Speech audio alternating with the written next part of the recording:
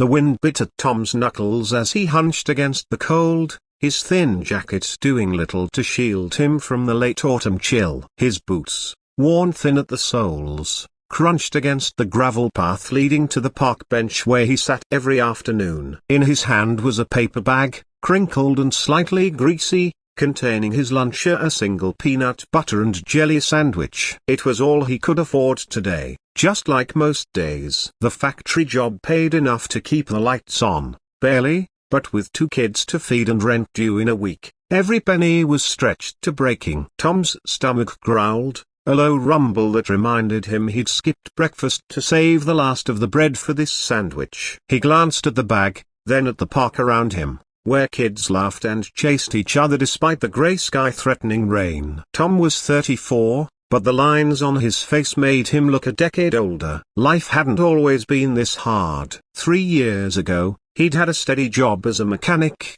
a small house with a backyard, and a wife who filled their home with warmth. But then cancer came, swift and merciless, taking Sarah in less than a year. The medical bills piled up faster than he could pay them, and the house went next, foreclosed after he missed too many payments. Now it was just him, Lily, and Max, crammed into a 1-bedroom apartment with peeling wallpaper and a leaky faucet he couldn't afford to fix. Lily was 7, all pigtails and questions, while Max, barely 5, clung to a stuffed dinosaur he called Rixie like it was his lifeline. Tom tried to be enough for them, but some days, like today, he felt like he was failing. The park was quieter than usual, the usual crowd of parents and nannies thinned out by the cold. Tom sat on the bench, the sandwich still in its bag, untouched. He'd meant to eat it quickly before picking up the kids from school, but his mind was elsewhere, on the overdue electric bill, the teacher's note about Max needing new shoes, the way Lily had started asking why they couldn't have pizza like her friends. He rubbed his hands together, trying to warm them, and told himself to focus. One bite at a time, one day at a time. That's how they'd get through this. Across the playground, he noticed 2 kids sitting on a low wall, their heads bowed. They were young, maybe 8 or 9, bundled in mismatched coats that looked too big for them. The girl had a braid coming loose, strands of dark hair fluttering in the wind, while the boy beside her kept wiping his eyes with his sleeve. Tom recognized the look of hunger, not just for food but for someone to care. He'd seen it in his own kids' eyes on the worst days, when the fridge was empty, and he'd had to promise pancakes tomorrow while serving plain rice tonight. The girl was crying softly, her shoulders shaking, and the boy was trying to comfort her, his own face tight with worry. Tom's hand tightened around the paper bag. He thought about his sandwich, the only food he'd have until dinner, when he'd make sure Lily and Max ate first. He could go without, he'd done it before. But those kids, they didn't look like they had anyone waiting for them with even a promise of dinner. He stood, brushing crumbs from his jeans, and walked over, his boots scuffing the gravel. The kids looked up as he approached, their eyes wary, like they'd learned too young not to trust strangers. "Hey," Tom said, keeping his voice soft, the way he did when Max woke up from a nightmare. "You two okay?" The girl sniffled, wiping her nose, and the boy just shrugged, his jaw tight. Tom crouched down to their level, the cold seeping through his jeans. "You look like you could use something to eat." He held up the paper bag, the sandwich inside feeling heavier than it should. "It's just peanut butter and a jelly, but it's yours if you want it." The boy's eyes flicked to the bag, then back to Tom, suspicious. "Why are you giving it to us?" he asked, his voice sharp, like he was waiting for the catch. Tom smiled, though it felt brittle. "Because I know what it's like to be hungry," he said simply. "And I got 2 kids of my own. If they were sitting here, I'd hope someone would do the same." The girl stopped crying, her eyes wide as she looked at the bag. "Is it really okay?" she whispered. Tom nodded, opening the bag and pulling out the sandwich, carefully tearing it in half. The bread was a little stale, the peanut butter smeared unevenly, but to those kids, it might as well have been a feast. He handed each of them a piece, and they took it like it was something precious, their small hands clutching the bread tightly. They ate in silence, the boy taking slow, deliberate bites, the girl nibbling at first, then devouring her half. Tom sat back on his heels, ignoring the ache in his stomach. He didn't ask their names or where their parents were. He knew sometimes questions like that only made things harder. Instead, he just stayed there, a quiet presence, until the boy finished and wiped his hands on his coat. "Thanks, mister," the boy said, his voice softer now, less guarded. The girl nodded, her braid bouncing. "Yeah, thank you," she added, her eyes still red but brighter. Tom stood, brushing dirt from his knees. "Take care, okay?" he said, and turned to leave, feeling the weight of their stares on his back. As he walked back to the bench, his stomach growled again, louder this time. He ignored it, focusing on the kids' faces, the way they'd looked a little less lost with something in their bellies. It wasn't much, just a sandwich, but it was something. He checked his watch at time to pick up Lily and Max. He grabbed his empty paper bag, crumpled it in his fist, and headed toward the school, the wind colder now, cutting through his jacket like it was nothing. The school was a 10-minute walk, past rows of brick buildings and a corner store where Tom sometimes bought milk when he could afford it. Lily and Max were waiting by the gate, Lily swinging her backpack, Max clutching Rexy. "Dad," Lily called, running to him, her pigtails flying. Max followed, slower, his sneakers flapping where the sole was coming loose. Tom hugged them both, feeling the familiar ache in his chest, a love mixed with guilt that he couldn't give them more. "How was school?" he asked, forcing a smile as they started walking home. Lily launched into a story about her art project, something about painting leaves, while Max mumbled about a kid who teased him about his shoes. Tom listened, nodding, trying to keep his focus on them instead of the gnawing hunger in his gut. They didn't need to know he'd given away his lunch. They didn't need to know how close they were to losing the apartment if he didn't figure out the rent soon. Back at the apartment, Tom rummaged through the cupboard, pulling out a can of beans and some rice. It wasn't much, but it had been enough for the kids. He cooked while Lily did her homework at the wobbly kitchen table, Max playing with Rexy on the floor. The smell of the beans made Tom's mouth water, but he served the kids first, making sure their plates were full before taking a small portion for himself. "Eat up," he told them, ruffling Max's hair. "Gotta grow big and strong." Dinner was quiet, the kids tired from the day, and Tom was grateful for the silence. It gave him a moment to think, to plan. He'd pick up an extra shift at the factory if he could, maybe ask the landlord for a few more days on the rent. He'd figure it out. He always did, somehow. After dinner, he tucked the kids into bed, Lily in the top bunk, Max in the bottom, Rexy tucked under his arm. "Night, Dad," Lily said, her voice sleepy. "Night, kiddo," Tom replied, kissing her forehead. Max was already half asleep, but he mumbled, "Love you," and Tom's heart twisted. "Love you too, buddy," he said, pulling the blanket up to Max's chin. He sat on the couch afterward, the apartment dark except for a single lamp. The electric bill was on the coffee table, unopened, a silent accusation. He leaned back, closing his eyes, and thought about the kids in the park. He wondered where they were now, if they had a home to go to, someone to tuck them in. He hoped so, but the world wasn't always kind. He knew that too well. The next day, Tom was back at the park, same bench, same routine. No sandwich today. He'd used the last of the bread for the kids' breakfast. He sat with his hands in his pockets, watching the playground, his breath visible in the cold air. The factory had been slow, no extra shifts available, and the landlord had left a voicemail, his tone sharp. Tom pushed the thought away, focusing on the kids playing, their laughter a small comfort. He didn't see the two kids from yesterday at first, but then they appeared, walking hand in hand across the playground. The girl's braid was neater today, the boy's coat buttoned up properly. They spotted Tom and hesitated, then walked over, their steps tentative. Tom straightened, surprised, as they stopped in front of him. "Hey," he said, offering a small smile. "You two doing okay today?" The boy nodded, his eyes less wary than yesterday. The girl clutched something in her hand, a small,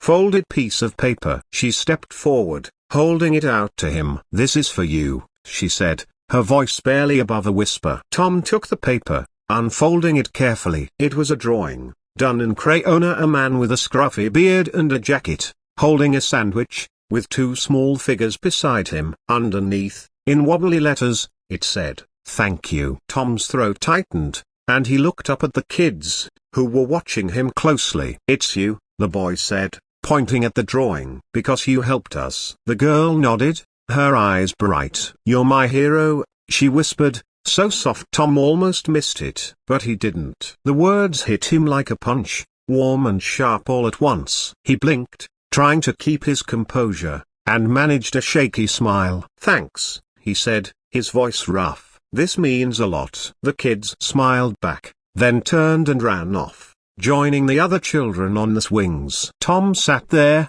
holding the drawing, his hunger forgotten for a moment. He folded the paper carefully and tucked it into his pocket, a small piece of proof that maybe, just maybe, he was doing something right. Tom woke to the sound of the alarm clock, its shrill beep cutting through the pre-dawn quiet of the apartment. He fumbled to silence it, his fingers stiff from the cold that seeped through the thin walls. The couch creaked beneath him as he sat up, rubbing his eyes. He'd given Lily and Max the bedroom, telling them it was because they needed the space to grow, but really, it was because he couldn't bear the thought of them sleeping on the lumpy couch that doubled as his bed. The apartment was silent except for the faint drip of the kitchen faucet, a reminder of the landlord's voicemail still unanswered on his phone. Rent was due in 5 days, and he was $200 short. Again. He stood, stretching his aching back, and glanced at the folded piece of paper on the coffee table, the crayon drawing from the kids in the park. The sight of it, with its wobbly thank you and stick figure version of himself, brought a flicker of warmth to the morning's chill. He hadn't shown it to Lily or Max yet, wasn't sure why. Maybe because it felt like something private, a small anchor in the storm of his life. He tucked it into his jacket pocket, next to the crumpled electric bill, and started the morning routine: boil water for instant coffee, check the cupboards for breakfast. There was half a box of cereal, no milk, and a single apple he'd saved for the kids. It'd do. Lily stumbled out of the bedroom first, her pigtails lopsided from sleep, followed by Max, dragging Rixie by one worn-out arm. "Morning, Dad," Lily mumbled, climbing onto a chair at the kitchen table. Max just yawned, clutching his dinosaur. Tom poured the cereal into 2 bowls, splitting the apple between them. "Eat up," he said, forcing a smile. "Big day today." Lily nodded, crunching her cereal, while Max poked at his, still half asleep. Tom sipped his coffee, black and bitter, and tried not to think about the empty fridge or the factory's refusal to offer overtime this week. The walk to school was the same as always, a Lily chattering about a book she'd read, Max kicking pebbles, Tom nodding along while mentally calculating how many shifts he'd need to cover the rent. He dropped them off at the gate, waving as they disappeared into the crowd of kids, then headed to the factory. The day passed in a blur of grease and metal, the hum of machinery drowning out his thoughts. But during his break, sitting alone in the break room with nothing but a glass of water, he pulled out the drawing again. "You're my hero," the girl had whispered. The words echoed in his head, a quiet counterpoint to the voice that told him he was failing his kids every day. After work, he headed to the park, the same bench waiting like an old friend. He didn't have a sandwich today, I couldn't afford any, but he sat anyway, watching the playground. The air was sharper, the sky a dull grey that promised snow soon. He wondered about the kids from yesterday, the ones with the mismatched coats and hungry eyes. He hadn't seen them since, but their faces lingered in his mind, as did the weight of their gratitude. He hoped they were okay, hoped they had someone looking out for them. The park was busier today, parents bundled in scarves, kids shrieking as they slid down the frost-covered slide. Tom's eyes scanned the crowd, half expecting to see the 2 kids again, but they weren't there. Instead, he noticed a woman sitting on a nearby bench, her coat patched at the elbows, a notebook in her lap. She was watching the playground too, her pen moving quickly across the page. Tom didn't think much of it until she looked up, caught his eye, and smiled a small, hesitant smile, like she wasn't sure it'd be returned. He nodded back, unsure why she seemed familiar. She stood and walked over, her boots crunching the gravel. "You're the sandwich guy, aren't you?" she said, her voice warm but direct. Tom blinked, caught off guard. "Sorry?"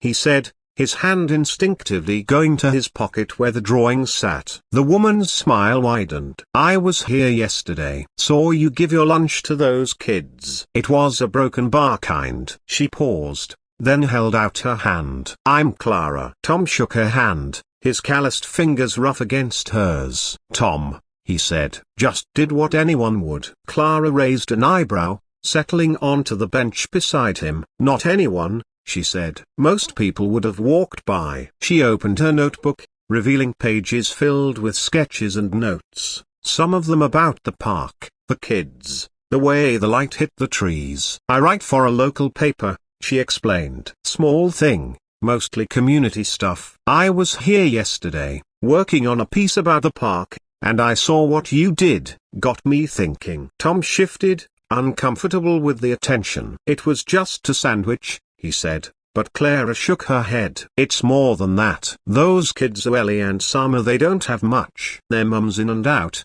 dad's gone. They come here because it's safe, but they don't always eat." Her voice softened. "You gave them something more than food. You gave them a moment of kindness they won't forget." Tom's throat tightened. He hadn't known all their names, hadn't wanted to pry, but hearing them made the kids feel more real, their struggles heavier. "They gave me that drawing," he said, pulling it from his pocket. Clara's eyes lit up as she looked at it. "That's Ellie's work," she said. "She loves to draw. Probably spent all night on this." Tom nodded, folding it back carefully. "It's a broken bar something," he said, not sure how to explain the way it made him feel. Clara closed her notebook. "I want to write about you," she said. "Not your name. Not unless you want. Just the story of what you did, what it meant. People need to hear about the good out there, especially now." Tom hesitated. He wasn't one for attention, and the idea of his life in a newspaper,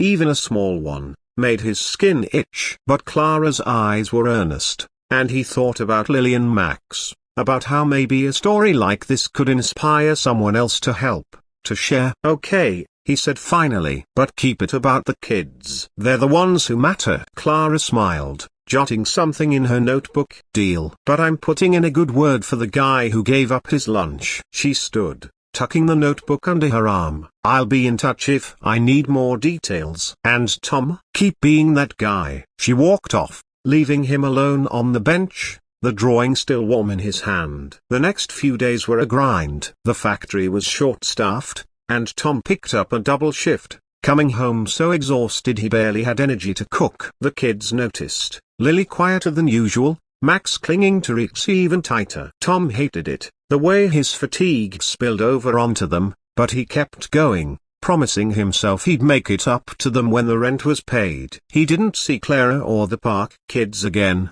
but the drawing stayed in his pocket, a talisman against the weight of the days. On Friday, he found a copy of the local paper slipped under his door, probably left by Clara. He waited until the kids were asleep to open it, his hands shaking slightly from exhaustion. There, on the third page, was the story, a sandwich and a hero, one man's kindness in the park. It didn't name him, as promised, but described the moment in vivid detail of the crying kids, the shared sandwich, the drawing. Clara had written it with a warmth that made Tom's chest ache, ending with a call for the community to look out for each other, to share what they could. There was a small note at the bottom. A local church had started a food drive for families in need, inspired by the story. Tom set the paper down, his eyes stinging. He hadn't expected it to matter this much, hadn't thought one small act could ripple out. The next morning, he took the kids to the park,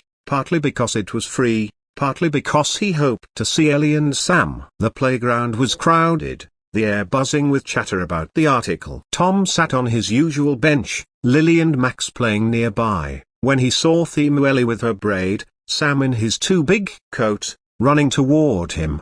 "Mr. Ellie called, waving another drawing. Sam was right behind her, grinning. They stopped in front of him, breathless. "We saw the paper," Sam said. "Everyone's talking about you." Ellie handed him the new drawing, a picture of the park, with Tom on the bench, surrounded by kids. "You're our hero," she said again, louder this time, and Sam nodded. "Yeah, you made people care." Tom's voice caught in his throat. He looked at the drawing, then at the kids, their faces bright with something he hadn't seen before. "Hope. You're the real heroes," he said, ruffling Sam's hair. "You keep drawing, okay, Ellie?" She nodded, beaming, and they ran off to play, leaving Tom with the new drawing and a feeling he couldn't quite name. Lily and Max ran over then, curious. "Who were they, Dad?" Lily asked. Tom hesitated, then pulled out both drawings, showing them to his kids. "Just some friends," he said. "They needed a little help,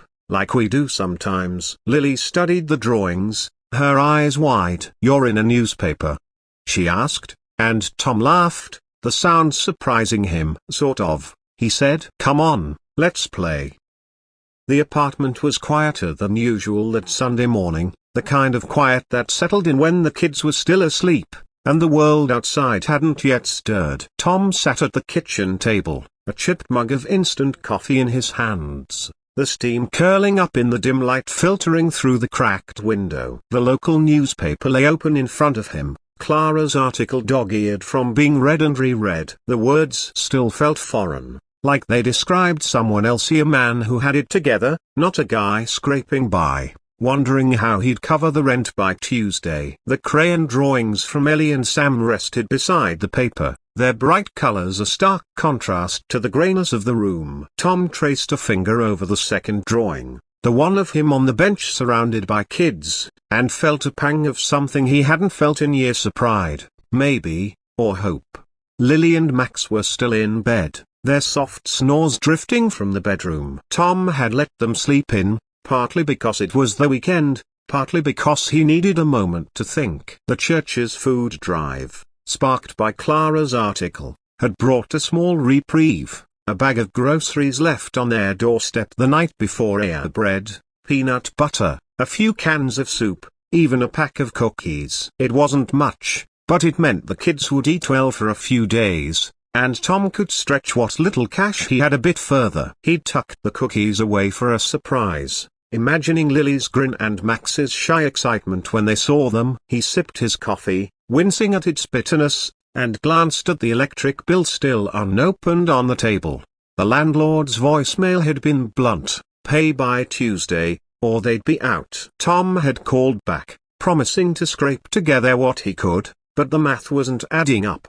His factory wages covered the basics, but there was no wiggle room for emergencies, and the kids' needs: a new shoes for Max, a winter coat for Lilia, kept piling up. He rubbed his temples, trying to push away the panic that crept in every time he thought about money. The drawings caught his eye again, and he remembered Ellie's whisper, "You're my hero." It felt like a lifeline, something to hold on to when everything else seemed to be slipping. The kids woke soon after, Lily bounding into the kitchen with her usual energy, Max trailing behind, Rixie tucked under his arm. "Dad, can we go to the park today?" Lily asked, climbing onto a chair. Max nodded, his eyes still heavy with sleep. Tom hesitated. The park meant facing the world, maybe running into Clara or the kids from the article, and he wasn't sure he was ready for that. But the hope in Lily's voice, the way Max clutched his dinosaur like it was his only friend, made the decision for him. "Sure," he said, forcing a smile. After breakfast, he made toast with the donated bread, spreading peanut butter carefully to make it last. The kids ate quickly, Lily chattering about a new game she wanted to play at the park, Max nodding along. Tom watched them, his heart heavy with love and guilt. He wanted to give them more than Thesa, more than a cramped apartment, more than second-hand clothes, more than a dad who was always tired. But for now, the park was what he could offer, a place where they could run and laugh and forget the weight of their small world. The park was alive with the weekend crowd, kids shrieking on the swings, parents sipping coffee from thermoses. Tom settled on his usual bench, the one that felt like an extension of himself now, and watched Lily and Max race to the slide. The air was crisp, the sky a pale blue that hinted at winter's approach. He pulled his jacket tighter, his stomach rumbling faintly. He hadn't eaten breakfast, saving the toast for the kids, but he was used to that by now. His hand went to his pocket, where the drawings were folded, their edges soft from being handled. He didn't notice Clara at first, not until she was standing in front of him, her notebook tucked under her arm, a scarf wrapped loosely around her neck. "Mind if I join you?" she asked, her smile warm but cautious, like she wasn't sure he'd want company. Tom gestured to the bench. "Go ahead," he said, shifting to make room. Clara sat, her eyes scanning the playground. "Your kids?" she asked, nodding toward Lily, who was helping Max climb the slide. Tom nodded. "Lily and Max. They're my world." Clara smiled, jotting something in her notebook. "They're lucky to have you," she said. Tom snorted softly, shaking his head. "Doesn't always feel that way." He didn't mean to say it, but the words slipped out, raw and honest. Clara looked at him, her pen still. "It's hard, isn't it?" she said quietly. "Doing it all alone." Tom didn't answer, just stared at the ground, his jaw tight. He wasn't used to people seeing him, really seeing him, and it felt like too much. Clara didn't push. Instead, she flipped open her notebook, showing him a rough sketch of the park, with kids playing and a figure on a bench that was unmistakably him. "I'm working on a follow-up piece," she said. "The food drive's taken off, people are donating, volunteering. It's because of you." Tom shook his head again. "It was just a sandwich, Clara. Not like I solved world hunger." She laughed, a soft sound that made him look up. "You did more than you think." "Ellie and Sam's mum came to the church yesterday, asking for help. She's getting it now, food, clothes, even a lead on a job." "That started with you." Tom's chest tightened. He hadn't known that, hadn't thought his small act could reach that far. "They're okay, then?" he asked, his voice low. Clara nodded. "They're getting there. And they keep talking about you. Ellie's got a whole sketchbook of drawings now, all with other sandwich man in them." Tom managed a small smile, his hand brushing the drawings in his pocket. "She's a good kid," he said. "Both of them are." They sat in silence for a moment, watching the playground. Lily was laughing, pushing Max on a swing, and Tom felt a flicker of peace. Clara closed her notebook. "I meant what I said in the article," she told him. "People need to hear about the good. It reminds them they can do it too." She paused, then added, "If you ever need anything, Tom, a food, a favor, someone to talk to, you know where to find me." She pointed to a bench across the park, her usual spot, and stood. "Keep being you," she said, and walked off, leaving him with his thoughts. The rest of the day passed in a blur of small moments. Lily teaching Max how to do a cartwheel,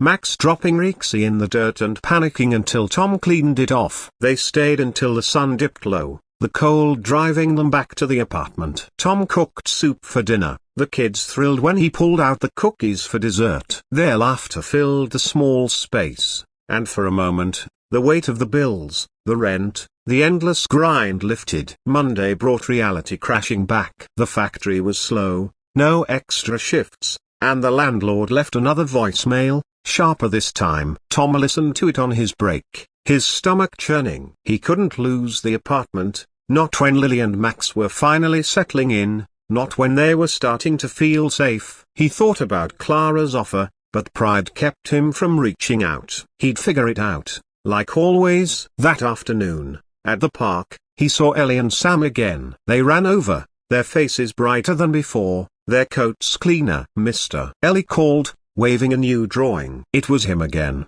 this time with Lily and Max, all holding hands in the park. "For you," she said, thrusting it at him. Sam grinned. "Mom got food from the church," she said, to say thank you. Tom took the drawing, his throat tight. "You're welcome," he managed. Ellie stepped closer, her voice a whisper. "You're still my hero." The words carried him through the week, through the long shifts, the sleepless nights, the moment he handed over every cent he had to the landlord, promising the rest soon. On Friday, another bag of groceries appeared at the door, with a note from Clara, from the community. "Keep going." Inside was a pair of sneakers for Max, a coat for Lily, and a small envelope with $50 and a message, "For the hero." Tom sat on the couch, the kid's asleep, and held the note, tears pricking his eyes. He wasn't alone. Not anymore. The drawings, the groceries, the kindness, it was enough to keep fighting. One day, one sandwich, one whisper at a time.